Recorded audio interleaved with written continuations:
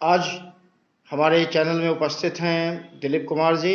दिलीप कुमार जी सामाजिक कार्यकर्ता हैं और स्किल डेवलपमेंट में काफ़ी वर्षों से कार्य कर रहे हैं।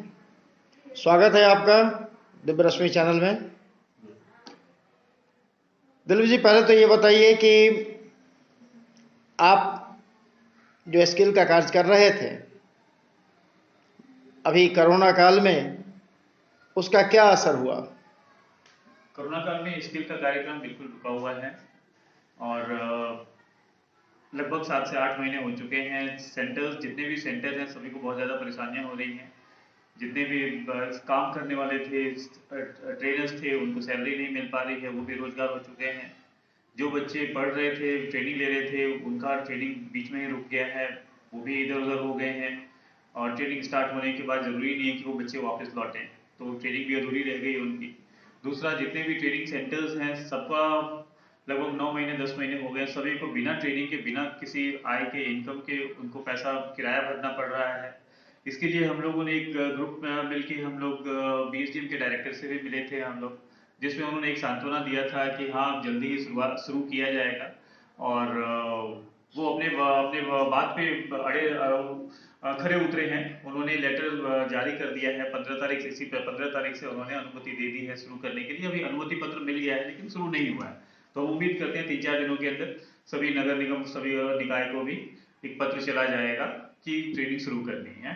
तो अभी तो कोरोना काल में बहुत बुरा हाल रहा, छात्रों का भी, ट्रेनर्स का भी, या सेंटर्स का भी। आर्थिक स्थिति बहुत डवाडोल हो गई सभी की।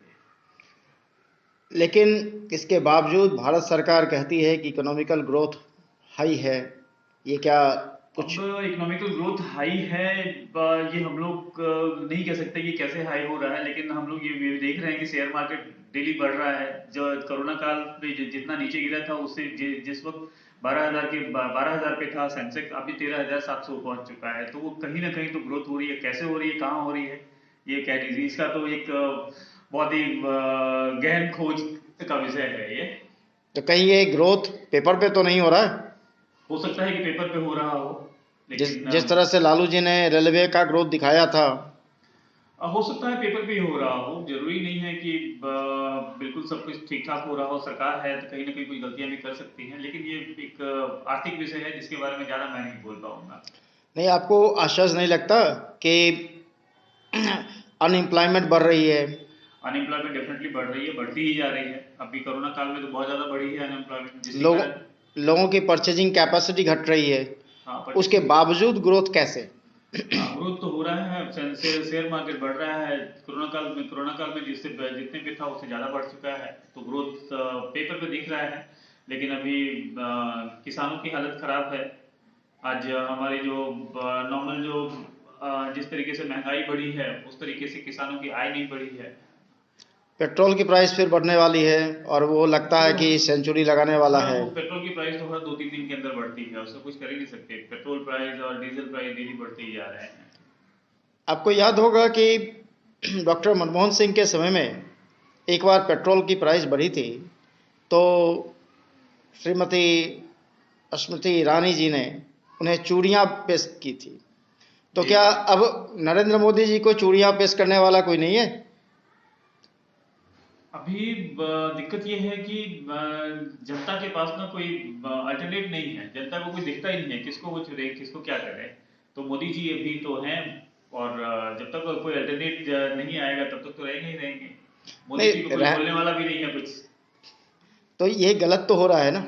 गलत तो हो रहा है, लेकिन कुछ कर नहीं सकते। जनता के हाथ में रहता है, जनता कुछ करती नहीं है। जनता वोट देके जिताती है, तो कुछ किया नहीं जा सकता। अभी भी बिहार के चुनाव में आप देखें कि जो बाहुबली हैं वो अच्छे मार्जिन से जीते हैं।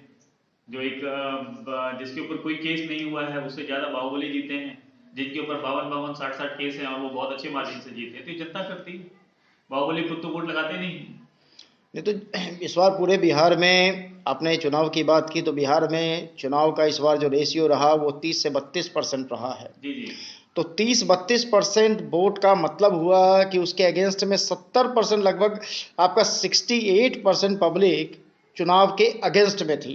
नहीं तो ये तो क्या लोकतंत्र है क्या? अब ये तो नहीं है, लेकिन कुछ कर नहीं सकते ना। लोकतंत्र आप तब मानते, सरकार भी तब मानती कि ये सारे विपक्ष में हैं जब वो जाके नोटा, एटलीस्ट नोटा दबाती, जाके नोटा भी नहीं दबाती है, जाके घर में रहना चाहते हैं तो फिर हम घर में रहने के बाद हम रोएं कि महंगाई बढ़ गई है, सब कुछ हो गया है।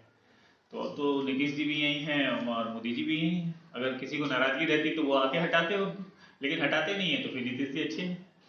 तो इसका मतलब है कि भारत में जो लोकतंत्र वर्तमान में है वो पूरी तौर पे कोलैप्स कर चुका है। भारत की सारी सिस्टम व्यवस्था कोलैप्स कर गई है। देखिए सिस्टम व्यवस्था, जब विपक्ष विपक्ष सशक्त रहता है तब कुछ होता है, तब कुछ बोल सकते हैं। अभी विपक्ष कुछ है नहीं, विपक्ष खत्म हो चुका है। तो जब एक पार्टी के हाथ में सब कुछ रहेगा तो जो उसकी इच्छा होगी वो करेगा। तो ये लोकतंत्र के लिए खतरा है। कह सकते हैं खतरा है, लेकिन कोई अल्टरनेट नहीं है तो मोदी जी अच्छे हैं। स्किल के लिए बिहार में और क्या किया जा सकता है, इस पे आपका क्या सोच है? स्किल में हम लोग बेसिकली अभी जो भी ट्रेनिंग कर रहे हैं हम लोग बेसिक लेवल पे हम लोग ट्रेनिंग कर रहे हैं, और वो ट्रेनिंग करने के बाद भी हम नौकरी ही ढूंढते हैं। हमें ट्रेनिंग की ज़रूरत है। ट्रेनिंग करने के लिए हम छात्रों को ट्रेनिंग दें एग्रो बिजनेस में। एग्रो बिजनेस में ट्रेनिंग करने से फ़ायदा ये होगा कि उन्हें अपने गांव में ही खुद अपना को व्यवसाय खड़ा कर पाएंगे, खुद कुछ कर पाएंगे। लेकिन हम ट्रेनिंग देते हैं, उनको कंप्यूटर सिखाते हैं, उनको हॉस्पिटलिटी सिखाते हैं, उसके बाद में उनको नौकरी लगती है तो 8,000 9,000 की नौकरी लगेगी दिल्ली मुंबई में। तो 8-9 हज़ार में दिल्ली मुंबई में जाके वो लड़का या लड़की क्या करेगा? लड़कियां जाएंगे नहीं है, लड़के जाएंगे तब भी वो 7-8 हज़ार 9,000 में कुछ होता नहीं है आज के टाइम में। तो 9,000 जिसको मिलेगा वो हो सकता है 2 महीने 3 महीने जाए, वापस आएगा वो। लेकिन सरकार को इससे फायदा ये हो जाता है कि उनके डाटाबेस में एंट्री हो जाती है कि इतने छात्रों को ट्रेनिंग दी और इतने छात्रों को नौकरी लगी। कितने छात्र अभी हैं नौकरी कर रहे हैं ये डाटा तो कहीं नहीं है। तो ये अंग्रेजों का जो कंसेप्ट था, शिक्षा शिक्षा देकर हम नौकर पैदा करें, जी लगभग उसी से मिलता जुलता कंसेप्ट तो इन काले अंग्रेजों का भी तो है। नहीं वैसा नहीं है।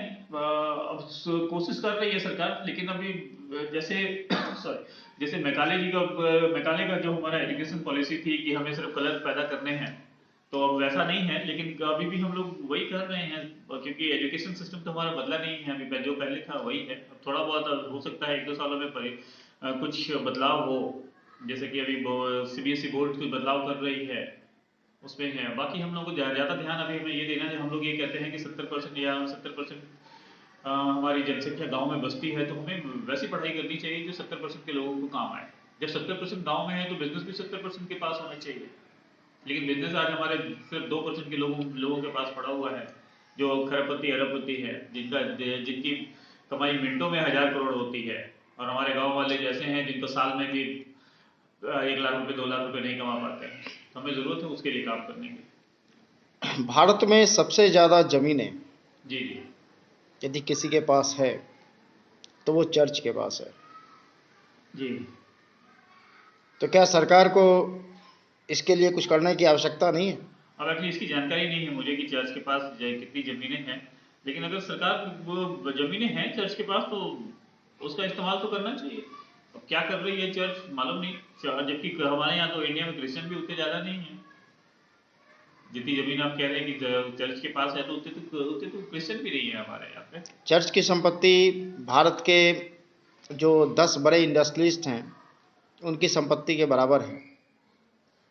बता नहीं सकता इसके बारे में कोई नॉलेज है नहीं मेरे को कि कितनी संपत्ति है उनके पास में। इसकी ज़्यादा नॉलेज नहीं है मेरे को। और भारत में जो अभी किसान आंदोलन चल रहा है इसके बारे में क्या आपका नज़रिया है?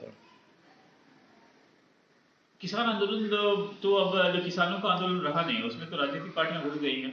किसान बेचारे तो बेकार में हैं। उन्हें अगर कोई दूसरी मंडी में भी अनाज बेचने के लिए इजाज़त मिल रही है तो कोई बुरा नहीं है। जहाँ तक है कि सारा अडानी अंबानी के पास चला जाएगा ऐसा भी नहीं है। कृषि मंत्री कह रहे हैं कि ऐसा कोई एग्रीमेंट नहीं होगा जिसपे वो लोग आपकी ज़मीन पे कुछ कर सकते हैं। जब वो ऐसा लिखित में दे रहे हैं तो किसानों को तो मेरे ख्याल से अपनाना चाहिए। एमएसपी से पीछे क्यों भाग रहा है? नहीं है, कृषि मंत्री कह रहे हैं एमएसपी रहेगी। नहीं, वो नहीं, लोग वो लिखित में दे रहे हैं कि एमएसपी रहेगी। यदि लिखित में दे रहे हैं तो जी लिख कर देने के लिए क्यों हर बार जो किसानों के साथ वार्ता हुई उसमें वो हमेशा पीछे भाग जा रहे हैं, लिख के देने को तैयार नहीं नहीं, रहते। अभी तो तैयार है, वो तो कह रहे हैं कि कानून जो हमारा कानून बनेगा उसमें रहेगा, एमएसपी खत्म नहीं होगी, एमएसपी खत्म नहीं होगी। देखिए होता क्या है कि पंजाब चलिए, में। जी, धन्यवाद आपका। धन्यवाद।